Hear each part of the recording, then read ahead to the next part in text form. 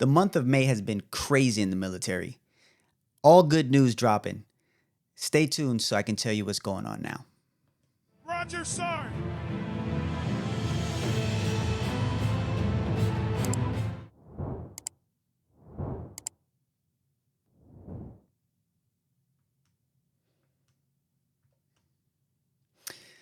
Welcome back to the Roger Sergeant podcast, where we talk all things Army. And today we are going to be talking about some Army news, and it's just crazy.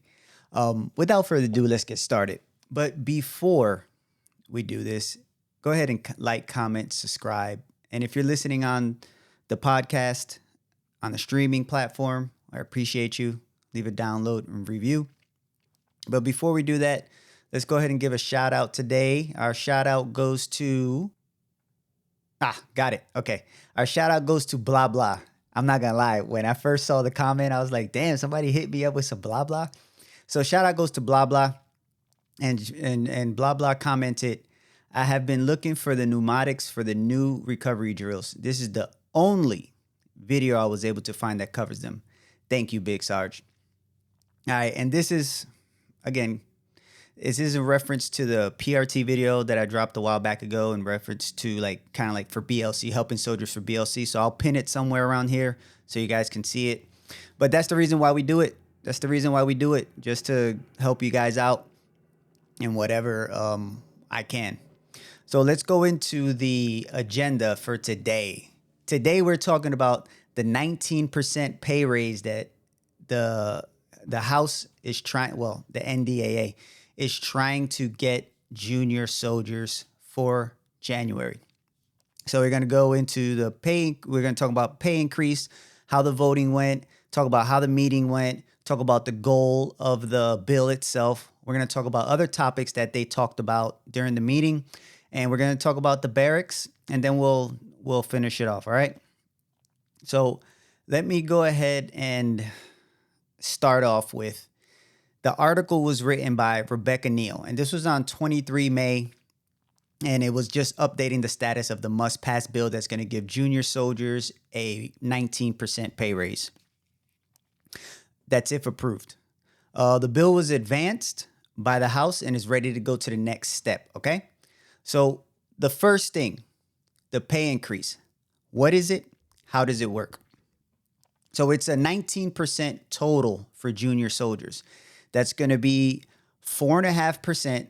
That's going to be across the board for all soldiers, because that's what we get every year. We get a certain percentage. And this year, the president has suggested 4.5%.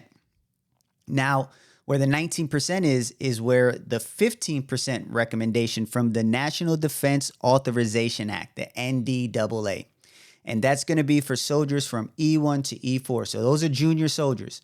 So if this bill goes through, junior soldiers come January could be getting 19.5% of a pay increase. I'm not going to lie.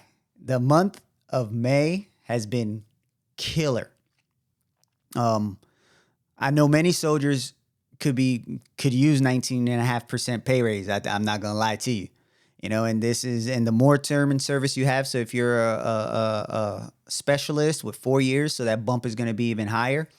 Hopefully you're not. Hopefully you're out there getting it and trying to get those stripes. But this is going to help a lot of soldiers, because a lot of these junior soldiers, they have kids, they have families, they have mouths to feed.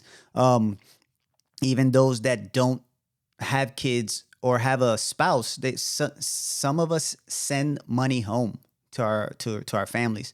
So this is going to be crucial, and hopefully it gets through. All right. So the second topic is going to be, how did the voting go? And this is, I got my notes here. I didn't want to forget anything. This was crazy. So the committee voted unanimously 57-1 on the act, right? And the act itself is aimed towards the quality of life for military soldiers. It's the quality of life for military soldiers. Who could oppose to that? Like, it just baffles my mind that a committee comes through and they say, you know what? Let's try and give these soldiers a better quality of life because these guys are asked to do a lot. We asked them to be responsible for millions of dollars of equipment. We asked them to put their lives on the line. We asked them to take care of other people's children's, like their soldiers. So we asked them for a lot. And all we're trying to give them is 15% extra, right? And that one individual, I'm going to tell you exactly. I'm going to drop the name, man. I'm going to drop the name because it's annoying. Representative Ro Hanna, I think the name was. Let me make sure that I get that. Ro Khanna, Khanna. And that's from, I think it says the Democratic Party of California. It says Delta/California. Man, why would you not vote for this? It just baffles me. You just had to be, you thought you were going to cook. Like, oh yeah, I'm going to just go ahead and drop this. I know there's a bunch of people a bunch of other representatives that are going to agree with me. Nope. You're wrong. You're wrong. And you're wrong for even going against it. But whatever, I digress. That's how the voting went. It was 57-1. So almost a perfect vote. You know what? It was a perfect vote in my opinion because that one never counts. There's always one, right? We know there's always one. So let's move into the next one is like how long did the meeting take? Because when bills are suggested and committees get together, a lot of times they put the bill together and they want to have all these adjustments and amendments and everyone wants to have a piece of the pie, leave their fingerprint. It takes a while. Sometimes they're in there for days. Sometimes they'll table it and they'll come back months later. Just for reference, last year there was I put this on another on a podcast episode that they suggested 30% last time. So they cut it in half to 15%, to see if this will go because they declined the last one. But yeah, typically these things take a while. This meeting only took 12 hours. And that's short by committee standards, right? The thing about the fact that it took 12 hours, not all 12 hours were dedicated to just the subject at hand of the must-pass bill. They also talked about diversity. They also talked about C-19, and it was a bunch of different topics, but it still took less than 12 hours. So this was a no-brainer. It was a no-brainer. Everyone that walked in there knew. They was like, you know what? Let's take care of our troops. Hands down. Who doesn't want to take care of our troops? Apparently Ro Khanna doesn't. Whatever. But what's the goal of this bill that the House Armed Service Committee is trying to do? So the first thing is the House Armed Service Committee assigned what's called a bipartisan group of lawmakers. They were just there to just study what issues are hurting soldiers' quality of life or their well-being, right? So what distracts a soldier from serving, right, to their best potential? And money's always going to be it. Money's always going to be a factor. If it's not the first, it's not the second, it'll definitely be at least the top three. Let's be honest. You're not serving to be rich, but you're not trying to serve and be poor. And this committee, they've noticed that. They've done studies and showing that the individual at Pep Boys makes more money per hour. I think E132, from what the summit said, makes $11 an hour. $11 an hour. Like, you got to think about that. So, yes. So they just wanted to see what is it that's hindering soldiers from moving forward or just being the best. And the chairman, Mike Rogers, from a Republican from Alabama, said that this bill, he gave it a name, right? He said the bill's name is Service Members Quality of Life Improvement and National Defense Act. So the bill was given an identity. So when you give something an identity, it creates something, creates a thought in your mind. You can kind of see it, you can relate to it. So they even took the psychological approach when it came to trying to get us our raise. And when I say us, it's our junior soldiers, but it's still us because they're ours. And if they're doing good, our projects, our tasks are going to be way better. So that's what they did. So Chairman Rogers said, and I quote, now let me read this. We did that to underscore the tremendous gain this bill makes towards improving the quality of life for our service members and their families. In addition, he states, no service member should have to live in squalid conditions. No family member should have to rely on food stamps to feed their children. And no one serving this country should have to wait weeks to see a doctor or a mental health specialist, end quote. So Chairman Rogers sees the importance of assisting or doing his part to better the military. And the month of May, I keep saying it, man. This month, I'm upset that this month is coming to an end because so many good things have come out this month. But yes, I have an appointment on the 17th, and I think I've been waiting for that for like 3 weeks.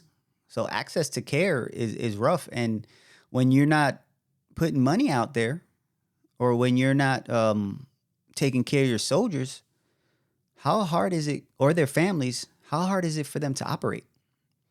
And just this pay raise is just one less thing that the soldier has to think about. Now, instead of thinking about, I can't get an appointment, I can't go out with the family, I can't pay these bills, now it's, I probably can't get an appointment. My sergeant is yelling too much, whatever, but they not worried about, I can't pay these bills because they're getting an extra 15% on top of what the 4.5%. So it's not going to make them rich, but it's definitely going to help. And if you look at it, you see the intent. The intent is to better life, okay? And other topics they talk about, they also talked about basic allowance for housing. They want to make it to the point that it's paying a full 100%. Currently, it's only paying 95, which isn't bad. But why do I have to come out of my pocket? Why, if you move me to Texas and you know that the average rent that's arbitrarily put $1,500, why are you only giving me $1,150? I mean, $1,250 or $1,350. Why are you giving me something that's not $1,500? So I'm already going to have to, if I'm living off post, I'm already going to have to pay for light and water and gas, all this other stuff. And yes, you may say, well, on post housing is available, so it's on you if you go off post, blase blah. Sure, miss me with all that. What I'm trying to say is everyone has a preference, and if they prefer to live off post, then it should be paid for because we are being moved by the Army. When you go to Europe, they pay the whole rent. So what's the difference? Off my soapbox. On top of that, they want to increase the basic needs for allowance, which will help soldiers with their food, right? So a lot is coming out of this. Housing and food allowances are crucial because if I'm telling you, if you live on post, I'm not going to lie.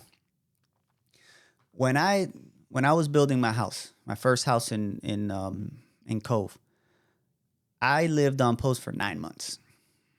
I probably saved the most amount of money at that point. I was also doing some side hustles like selling helmets and stuff like that, like you see in my background, selling those and all that cool stuff. But I had the most money when I lived on post because I didn't pay rent, I didn't pay light, I didn't pay water, and I paid minimal gas. So living on post, while it may not be the best structurally, it does have its benefits. Now, obviously, I purchased a house, and that's because purchasing, you build equity, and you can play with that equity when you have the want or the knowledge, but it's there. So it's do you want to buy your own house, and can you buy a house that's going to be under that 95% or whatever the BAH is in your area? Or do you stay on post and thug it out for the first 3 years and then save up all the money and then potentially buy a house and then start doing the VA rinse and repeat method? But yes, housing and basic needs for allowance are also in the mix. Lastly, they talked about the barracks.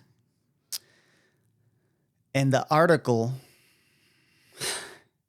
Rebecca refers to the barracks as dilapidated.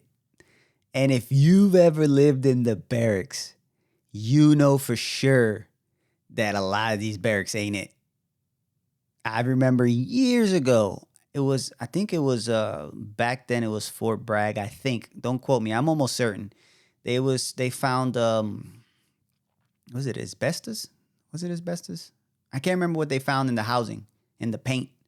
But it was bad, you know? And then you got that mesothelioma popping and all that stuff.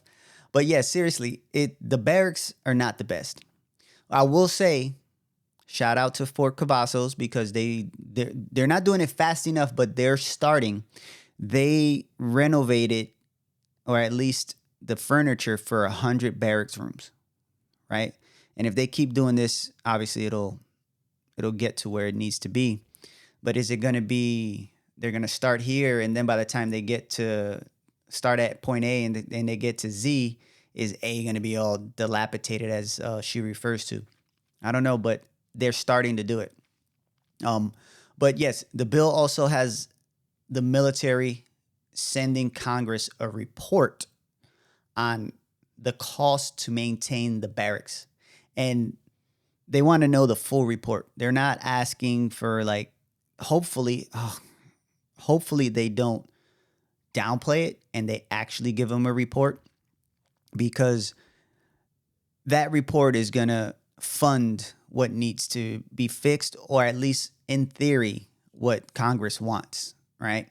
So yes, before, or typically, not before, actively, the budget for sustainment is like at 80%. So it's 80%. So if it costs $1,000 to maintain this room, they'll give me 800. So I don't get it. I don't get it. I don't know. I'm not a professional finance advisor. I'm not the purse. I'm not finance. But it just seems like to me, if something goes, so for instance, I have my other house, right? The roof I've had to replace two areas. Both times they charged me a certain amount. I didn't give them 80% to fix it. I gave them 100% of what it cost to sustain that roof, to make it what it's supposed to be. And I got another one. So I'm going on the third one in less than a year. I might sell that thing. I'm tired of it. The third one that just happened, my tenant sent me a video, and now I have to fix it again because we just had a tornado storm. But I digress.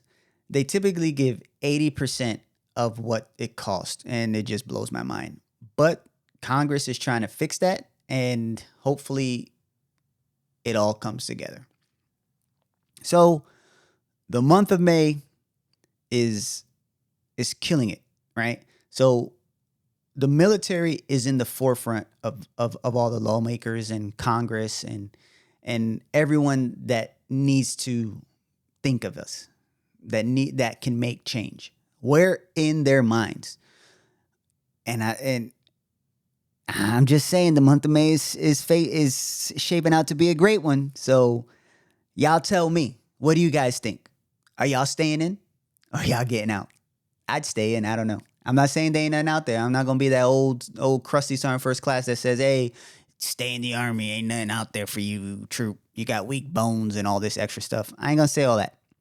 But I will say is, if you don't have a plan, the Army is planning for you.